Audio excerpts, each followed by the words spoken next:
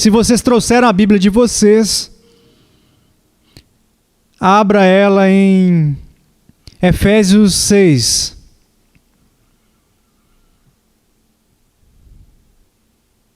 Efésios 6.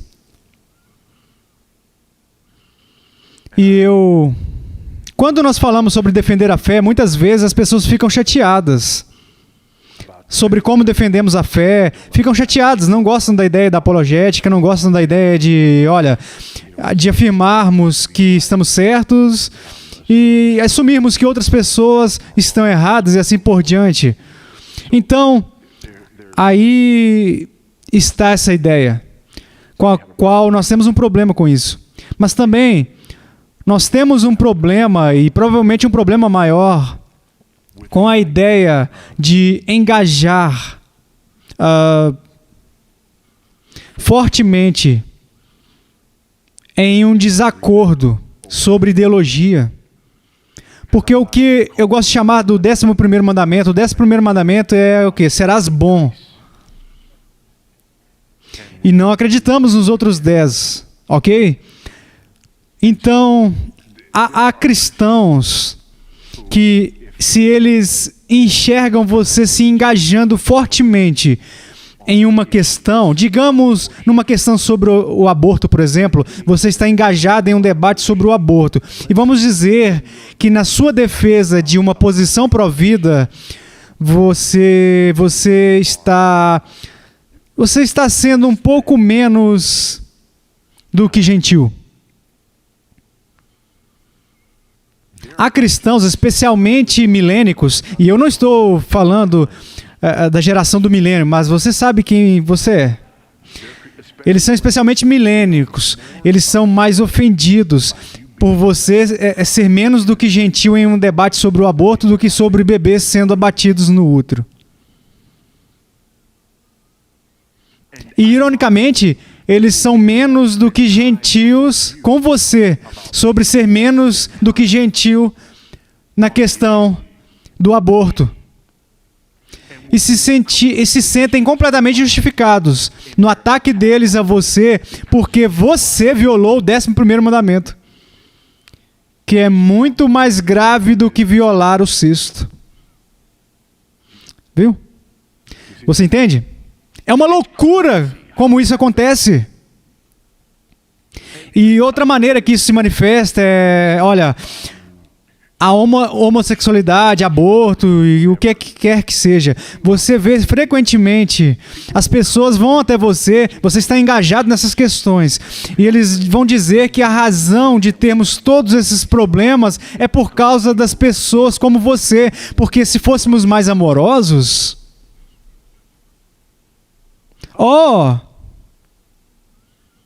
Ok. Então o problema não é sodomia.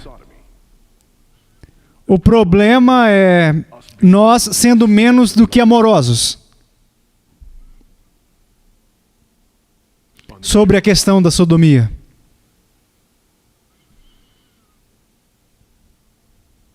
Então, nós temos essas duas questões. Número 1, de uma filosofia ideológica, uma perspectiva ideológica, não gostamos do conceito de apologética. E então 2, de uma perspectiva disposicional. Nossa disposição é que simplesmente não queremos nos engajar nessas batalhas. Na verdade, nem gostamos da palavra batalha. Nós não gostamos da linguagem da guerra. Somos cristãos. Não devemos nos engajar em batalhas com pessoas. Devemos ser pessoas amorosas. E por isso, quero olhar para duas passagens da Escritura. Efésios capítulo 6, começando no versículo 10. Quanto ao mais, sede fortalecidos no Senhor e na força do seu poder, revestivos de toda a armadura de Deus, para poderes ficar firmes contra as ciladas do diabo. Porque a nossa luta não é contra o sangue e a carne, e sim contra os principados e potestades, contra os dominadores deste mundo tenebroso, contra as forças espirituais do mal nas regiões celestes. Então, a metáfora número 1, luta, corpo a corpo. Essa é a metáfora número 1, ok? De novo, não sou eu. Eu não escrevo isso, eu acabei de entregar, ok?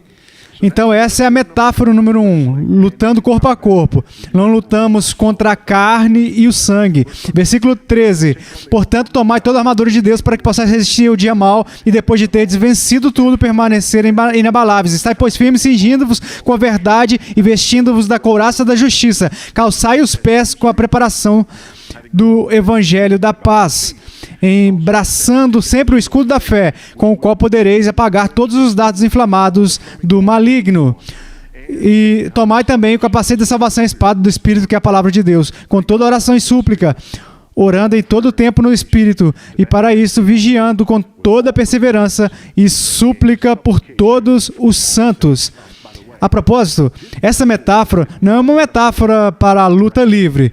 Esta é uma metáfora para o combate, a batalha. Esta metáfora é o uniforme de um romano, um soldado romano, um centurião. Tudo, até a espada. Então, se você não gosta de linguagem de combate, você tem um problema com Deus. Próxima passagem. Na verdade, há uma terceira. Aqui, vá para Judas. Não pergunte o capítulo. Vá para Judas. Vamos ler. Judas, servo de Jesus Cristo e irmão de Tiago, aos chamados amados em Deus Pai, guardados em Jesus Cristo. A propósito, são 3 referências ao mesmo grupo de pessoas. Chamado de amado em Deus o Pai, guardado para Jesus Cristo, que são os cristãos, somos todos nós. A misericórdia, a paz e o amor vos sejam multiplicados. Não perca isso. Todos os cristãos. Então ele diz, a misericórdia, a paz e o amor vos sejam multiplicados.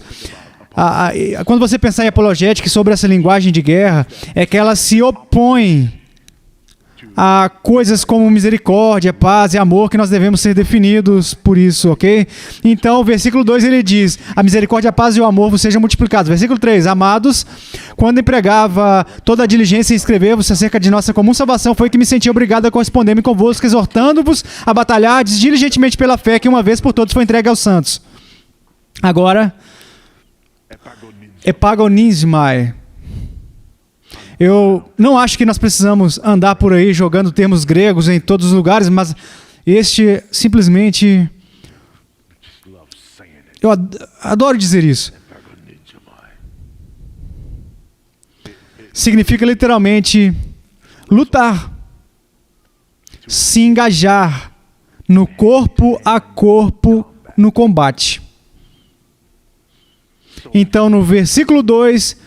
ele deseja que a misericórdia, a paz e o amor vos sejam multiplicados. E no versículo 3, ele quer que você vá em frente para lidar com o combate. O que significa que não há nenhuma contradição entre ser um cristão amoroso e se envolver no combate de apologética.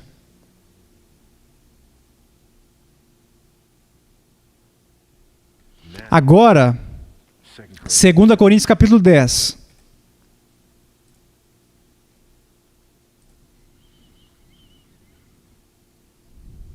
E vamos começar no versículo 1. Geralmente gostamos de ir para o versículo 4, mas o versículo 4 está no meio de um parágrafo. Temos que ir para o versículo 1 para realmente colocar isso em seu contexto adequado, e vemos alguns nuances surpreendentes aqui com o apóstolo Paulo. E eu mesmo, Paulo, vos rogo pela mansidão e benignidade de Cristo. Agora, não perca, ele está jogando com as palavras, há jogo de palavras aqui. Vos rogo pela mansidão e benignidade de Cristo. Mansidão e benignidade. E eu que, na verdade, quando presente entre vós sou humilde, mas quando ausente, ousado para convosco. A propósito, isso é uma acusação feita contra Paulo, que ele está respondendo a isso. Você não fala ousadamente assim quando está presente, mas quando você pega a pena e escreve cartas, de repente você se torna ousado, ok? Então ele se refere à mansidão e benignidade de Cristo. Então ele diz, eu sou humilde, mas quando ausente, ousado para convosco. Isso é sarcasmo.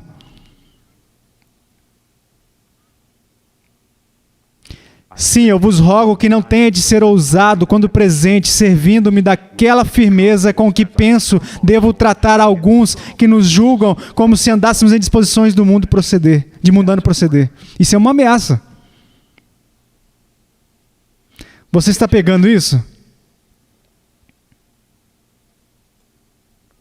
Agora, versículo 3. Porque embora andando na carne, não militamos segundo a carne. Lá vamos nós de novo com a linguagem da guerra. Então, uma linguagem pessoal de combate, corpo a corpo. Agora, com justiça, quando ele está falando sobre esta luta, ele realmente está falando provavelmente sobre a luta greco-romana, talvez fazendo uma referência aos jogos islâmicos, ok? Ele está usando essa metáfora. Mas aqui, e também em Efésios capítulo 6, não há dúvida, mas ele está falando sobre combate. Ele está falando sobre o combate. E eu acredito que não vou dizer que devemos entrar em combate sobre essas questões, porque nós acreditamos que estamos engajados no combate a essas questões. Há uma guerra sendo travada, e é uma guerra travada contra nós. Uma guerra sendo travada contra o Evangelho. Então, como nós fazemos isso? Embora andando na carne, não militamos segundo a carne. E aqui diz nessa passagem, se você olhar para trás em Efésios, Paulo diz que nós não lutamos contra a carne nem contra o sangue. Contra governantes, autoridades, potestades. E aqui Paulo diz que nós não caminhamos na carne, mas não estamos travando uma luta contra a carne, não estamos em guerra com as pessoas. Amém? Alguém? Nós não estamos em guerra.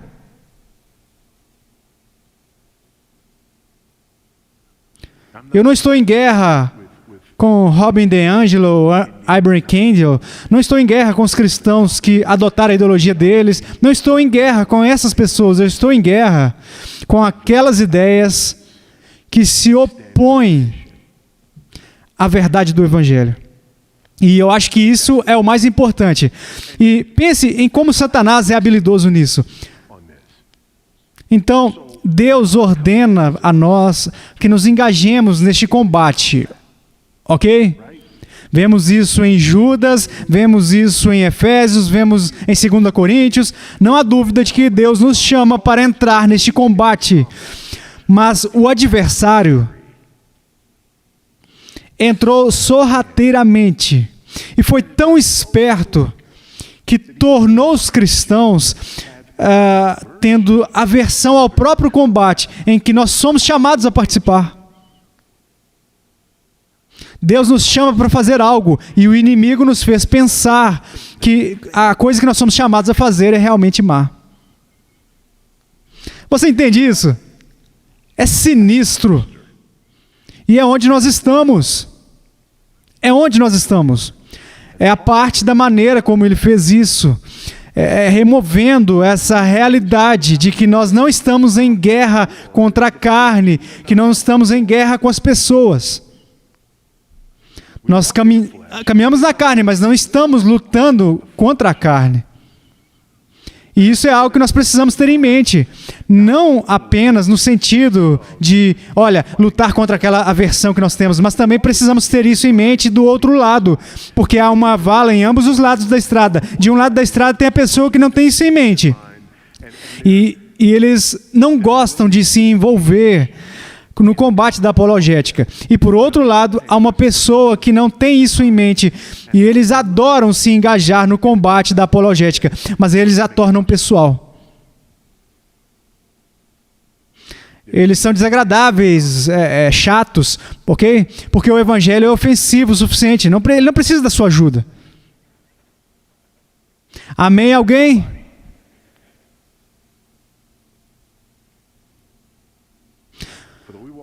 Porque embora andamos na carne, não militamos segundo a carne. Precisamos manter isso em mente. Manter isso em mente significa, a propósito, que isso vai nos manter de joelhos. Manter isso em mente significa que estaremos sempre cientes do fato que nós não estamos recorrendo às nossas próprias habilidades, mas estamos invocando o próprio Deus. Não estamos travando uma guerra de acordo com a carne. Isso não tem nada a ver com você ser inteligente o suficiente, ou sofisticado o suficiente, ou agressivo o suficiente, ou não tem nada a ver com isso. Não estamos travando uma guerra de acordo com a carne. 4. Porque as armas da nossa milícia não são carnais, e sim poderosas em Deus, para destruir fortalezas. Então, primeiro, para nos engajarmos nessa batalha, temos que entender que é uma batalha espiritual. Em segundo lugar, a fim de se envolver nessa batalha, temos que entender o poder do nosso armamento. As armas da nossa guerra não são da carne, mas são divinas. Para destruir fortalezas. Número 1, seu poder é divino e não humano na origem. Okay. Amém? É o poder de Deus. Mas em segundo lugar, porque eles são divinos, eles têm o poder de destruir fortalezas. Essa palavra fortalezas também pode ser entendido como fortalezas ou castelos. Este é um uso incrível de terminologia aqui. E nós meio que sentimos falta, temos que perder por causa da situação na história, mas coloque isso no seu contexto histórico. Paulo está dizendo que as nossas armas são divinas e poderosas e elas têm o poder de destruir fortalezas. Agora, Paulo está vivendo numa época em que se alguém está numa fortaleza ou em um forte, a única maneira de derrotar essa pessoa é através da guerra, cercando. Em outras palavras, você tem que acampar em torno daquela fortaleza, em torno daquela cidade, ao redor daquela parede, e você tem que construir obras de cerco. Literalmente, você tem que ter engenheiros em campo. Isso pode levar, você sabe, dias, semanas, dependendo do tamanho da sua obra de cerco e o tamanho da fortaleza que você está atacando, apenas para construir o seu cerco. Então, conforme você se engaja, ele funciona. Pode levar semanas ou meses para quebrar.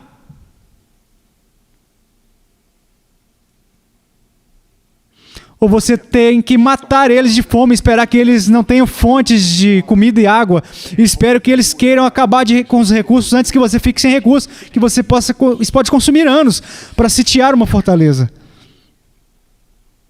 E Paulo diz que as nossas armas, elas são tão poderosas que elas podem fazer num instante o que leva um homem gastar semanas, meses ou anos para realizar. Não havia uma arma conhecida pelo homem que pudesse fazer o que Paulo acabou de dizer. Agora, você e eu sabemos que podemos ser seduzidos a não entender este texto, porque nós, olha, temos bombas destruidoras, você sabe, né? Moabs, a mãe de todas as bombas, ok? Temos armas nucleares que podem destruir uma cidade, assim, ó, e assim, ok? Então, aqui está a nossa tentação. Nossa tentação é dizer, Paulo está se referindo a uma arma que é mais parecida com as nossas bombas nucleares. Não, esse não é o ponto de Paulo. O ponto de Paulo é, não importa o quão poderosa no reino natural humano as suas armas sejam. Eu estou falando sobre algo exponencialmente mais poderoso que qualquer coisa que a sua mente humana insignificante pode imaginar. Se tudo que você conhece são obras de cerco, ou se você conhece armas nucleares, do que eu estou falando aqui é mais do que isso.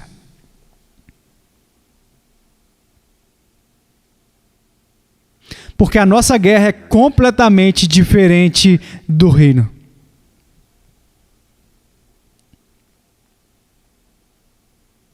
E Santos, obrigado, essa é uma boa notícia.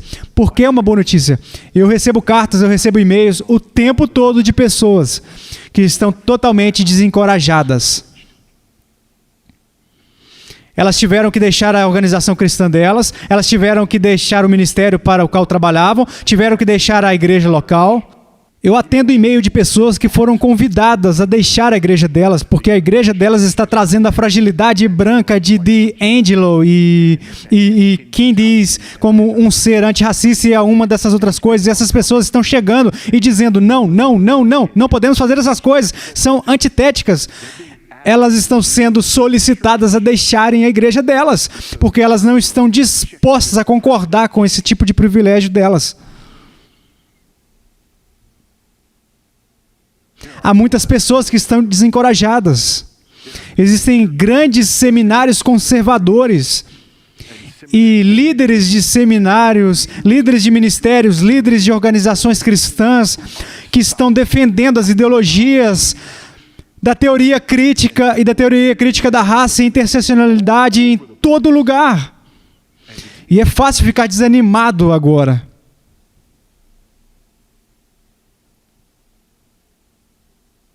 Por causa das divisões que nós vemos.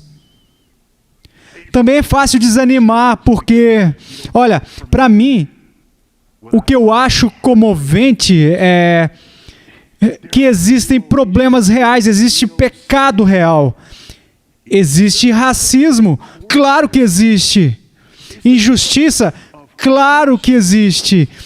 E você sabe que um dos principais problemas que eu vejo é que, à medida que nós avançamos neste caminho, dessa mentalidade de justiça social, nós estamos percorrendo um caminho que os cristãos não podem percorrer por muito tempo. E está nos distraindo de coisas que são muito reais, que precisam ser tratadas e não podem ser abordadas adequadamente a partir dessa visão de mundo. Então é fácil ficar desencorajado, mas se lembre, nós andamos na carne, mas não estamos travando uma guerra de acordo com a carne, que isso é número 1. Você está olhando para o que você está vendo? E essa não é toda a batalha. Número 2, as armas da nossa guerra são mais poderosas do que qualquer coisa que possivelmente possamos compreender. Elas são o suficiente. E eu já ouvi pessoas dizerem coisas como, olha, isso vai, você sabe, né, arruinar a igreja, isso vai... Não. As portas do inferno não podem prevalecer contra a igreja. Certamente Robin DiAngelo e Ibram X não podem.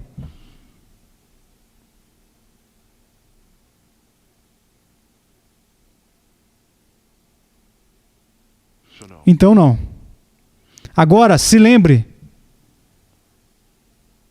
o que nós estamos vendo é catastrófico. Foi e será, mas não vai derrotar a igreja de Deus. Então, à medida que nos comprometemos a reconhecer o poder e o significado do nosso armamento, então, o que nós fazemos? Há duas coisas que nós fazemos. Nós anulamos os sofismas e toda a altivez que se levanta contra o conhecimento de Deus e levando cativo todo pensamento à obediência de Cristo, estando prontos para punir toda a desobediência, uma vez completa a vossa submissão. Então, são duas coisas que nós fazemos. Número 1, destruindo todos os argumentos que se levantam contra o conhecimento de Deus. Temos que ir à guerra contra essas ideologias.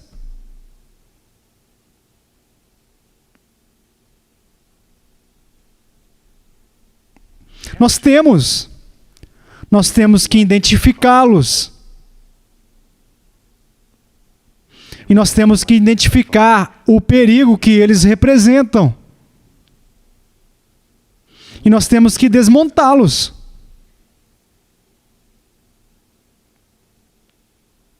Agora, nem todos nós fazemos isso da mesma maneira, ou no mesmo grau, ou a partir da mesma posição, ou qualquer coisa assim. E uma das coisas que eu tenho falado com as pessoas recentemente é que, olha, o que é interessante, muitas pessoas, quando você começa a falar sobre teoria crítica, teoria da raça, interseccionalidade, tudo isso, olha, tipo de coisas, chama marxismo cultural, seja o que for, eles dizem, você está apenas tentando abaixar a conversa sobre raça.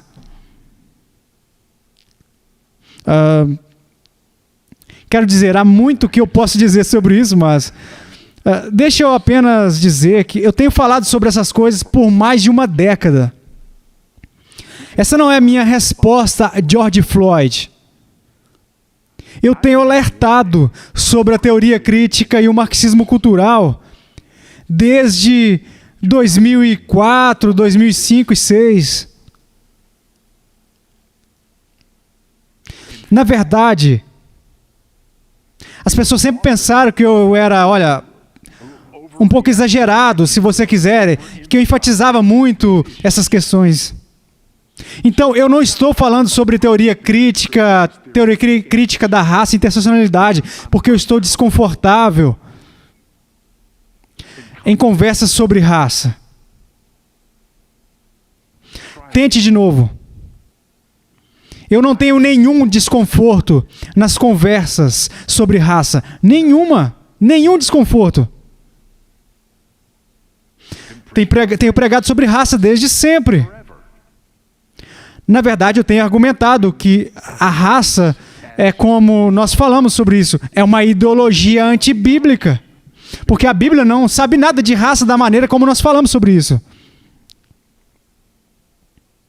Falando biblicamente, há uma corrida que você poderia argumentar que há duas raças, do primeiro Adão e a raça do último Adão. Mas, olha, fisicamente, há uma corrida e nós estamos todos na raça de Adão. Amém? Alguém? Existem múltiplas etnias, mas existe uma raça. Nossas etnias são importantes. É melhor você acreditar que elas são. É melhor acreditar que são.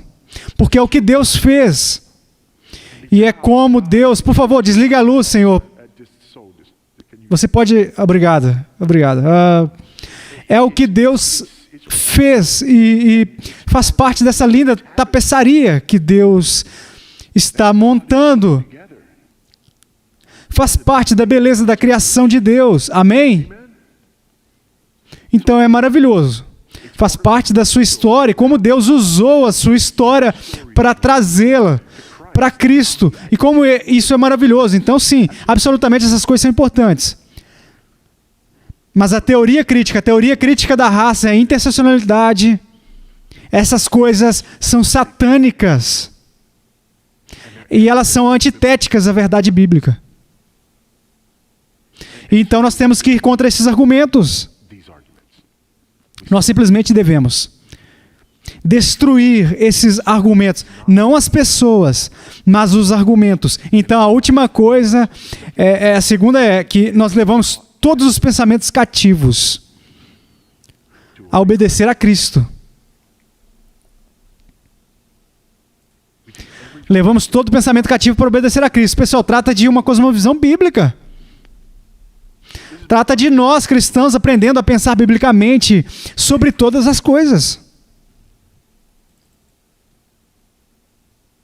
Parte do problema que nós estamos tendo é que, como cristãos, muitos de nós não temos pensado biblicamente sobre raça e etnia. E por isso nós não temos uma teologia bem desenvolvida nesta área. Então agora vem essa teologia bem desenvolvida. E sim, é uma teologia. Absolutamente é uma teologia bem desenvolvida da teoria crítica da raça e interseccionalidade. E aqui nós sabemos que há coisas que estão erradas, que precisam ser feitas certo, mas não temos uma teologia bem desenvolvida e nós realmente não pensamos sobre essas coisas. E agora, de repente, aqui vem essa teologia bem desenvolvida e nós não temos uma alternativa para isso, e nós não temos uma resposta para isso. Então algumas pessoas estão começando a adotá-la.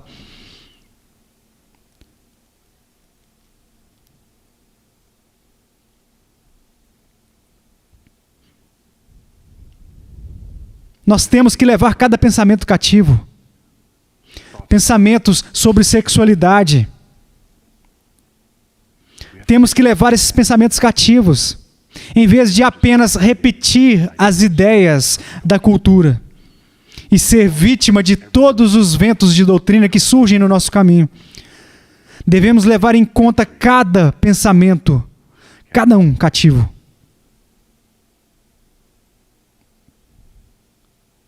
E é assim que nós travamos essa guerra. É assim que nós nos envolvemos nesses tópicos, reconhecendo que nós estamos no meio de uma batalha, que nós estamos debaixo de um ataque, que nós estamos debaixo de um cerco, reconhecendo que esta batalha é uma batalha espiritual. Não estamos em guerra com as pessoas, esta é uma guerra espiritual. Reconhecendo que as armas que nós temos, este evangelho que nós pregamos, esta Bíblia que nós temos na nossa mão, essa verdade absoluta de um Deus vivo e verdadeiro, isso é nosso. Essas coisas certamente nós acreditamos, assim, que essas coisas são mais poderosas do que qualquer arma que nós possamos compreender. E elas são suficientes, a Bíblia é suficiente. Eu não preciso de sociólogos e psicólogos para me completar no meu pensamento sobre a humanidade. E eu não vou para o texto de sociologia, texto de psicologia e de ciência política e vou trazer isso como uma lente por intermédio que eu vejo a Bíblia. Não, eu pego a Bíblia e eu uso a Bíblia como as lentes pelas quais eu critico esses textos.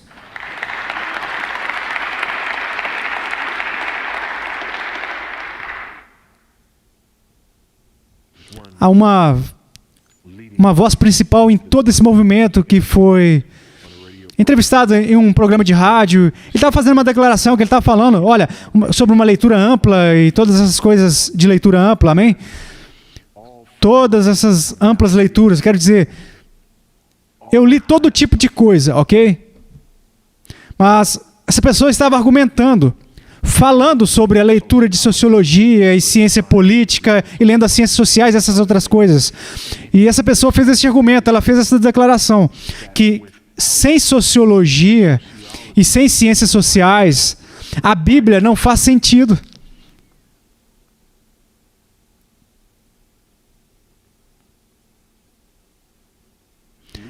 A principal voz evangélica.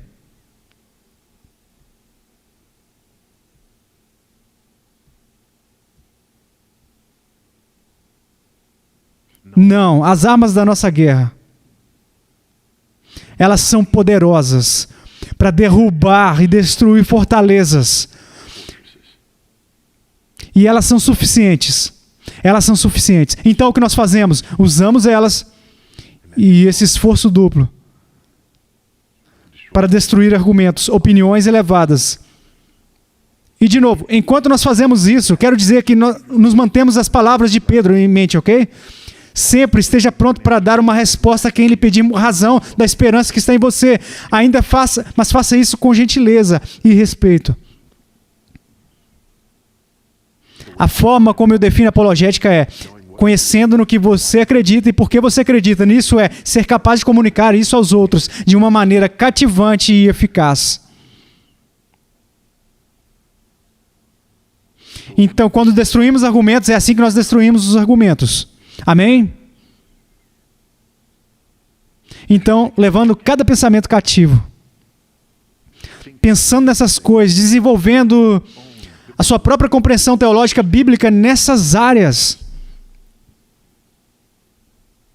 e se apegando ferozmente à verdade bíblica. E é assim que navegaremos por essas águas. Nem todos de nós temos que estar no mesmo posto. Nem todos de nós temos que fazer o mesmo trabalho. Mas todos nós, em princípio, temos que estar no mesmo negócio. Então, muitas vezes, você sabe que as pessoas dizem, eu vou receber isso de outras pessoas. Bem, olha, você fala sobre tudo isso, ideologias e todas essas teorias e assim por diante, mas eu não escuto você falando sobre ABC preenchendo os espaços em branco. Ninguém pode falar sobre todas as coisas. Amém? Ninguém pode falar sobre todas as coisas. Eu estou parado na parede, que eu fui designado para ficar de pé. E para eu ir e tentar ficar com essa parede de todo mundo, é para que eu seja fiel à minha tarefa. Eu preguei todo o conselho de Deus. E no pastorado da igreja local, a pregação sistemática por intermédio dos livros da Bíblia, amém, aleluia, louvando ao Senhor, isso tem sido a marca registrada no meu ministério. Mas quando se trata de um ministério público mais amplo, eu estou realizando eventos como este, e eu não posso pregar sistematicamente por intermédio de todos os conselhos de Deus em uma conferência de fim de semana, mas posso ficar na parede para a qual fui designado. no meu poste. E defender isso com a minha melhor capacidade. Isso é tudo que qualquer um de nós pode fazer. E confiar em Deus para melhores resultados. Eu não tenho que conhecer o que está acontecendo em cada canto da batalha. Apenas o que está acontecendo na minha parede. E isso é tudo que você pode fazer para se sentir encorajado. As armas que nós temos são mais do que suficientes. Seja encorajado. Deus não está chamando você para consertar todas as coisas em todos os lugares. Sejam encorajados. Há milhares de profetas que não cederam à necessidade de uma fiança e são encorajados no final do dia. A noiva de Cristo, que será defendida, ela será protegida, ela será preservada e ela será restaurada, redimida e resgatada pelo seu Salvador. Amém.